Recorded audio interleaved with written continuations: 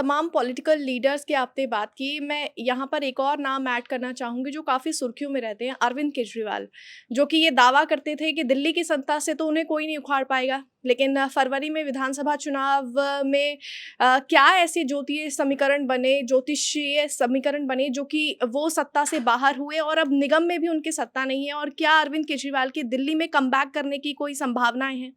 एक शब्द में आंसर है नो, नो, नेवर। इसके कारण बताता हूं। गुरुद्रोही कभी भी जीवन में कुछ नहीं प्राप्त कर सकता। हमें यह मानना पड़ेगा। आपकी राजनीति में अन्ना हजारे गुरु थे, उन्होंने गुरुद्रोह किया, उन्होंने उसके लिए क्षमा याचना नहीं की। दूसरा होता है जनता जनार्दन है। जनता जनार्दन से जब आप द्रोह करते हो तब भी आपके ऊपर गुरु कृपा हट जाती है।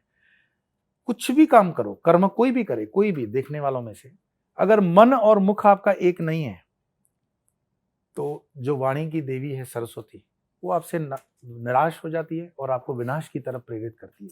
ये बात उन्होंने जो बोली थी वो अहंकार था उनका कि उनका सूर्य नहीं डूबेगा। तो ऐसे इतने बुरे वो तब भी परफॉर्म नहीं कर रहे थे। हम लोगों ने भी इतनी कल्पना नहीं की थी कि इतनी बुरी तरह से बड़े बेआबरू होकर तेरे कूचे से हम निकले। इतनी बेआबरू हमने नहीं सोची थी। लेकिन उसके बाद जब सारी रीडिंग्स लेते हैं, आप देखोगे थोड़े समय के अंदर ये जो उनकी पार्टी का जो भी नाम है, झाड़ू वाली, उसकी एग्जिस्टेंस चली जाएगी। आम आदमी पार्टी, उसका अस्तित्व भी विलय में चला जाएगा, दूसरे पार्टियों में चले जाएंगे। अरविंद केजरीवाल अब पावर में नहीं आएंगे। और वो एक समीकरण बन रहा था, मैं मतलब वो चीज कभी मीडिया में मैं बोल नहीं पाया। एक समीकरण अरविंद केजरीवाल के जन्म कुंडली में बन रहा था जहां प्रधानमंत्री का उसका योग बन रहा था, बट उसने अपने पैर पे खुद कुल्हाड़ी मारी जब उसने सस्ते सौदे कर लिए। वो उन लोगों के साथ बैठा जो ऊर्जा उसके नेगेटिव थी।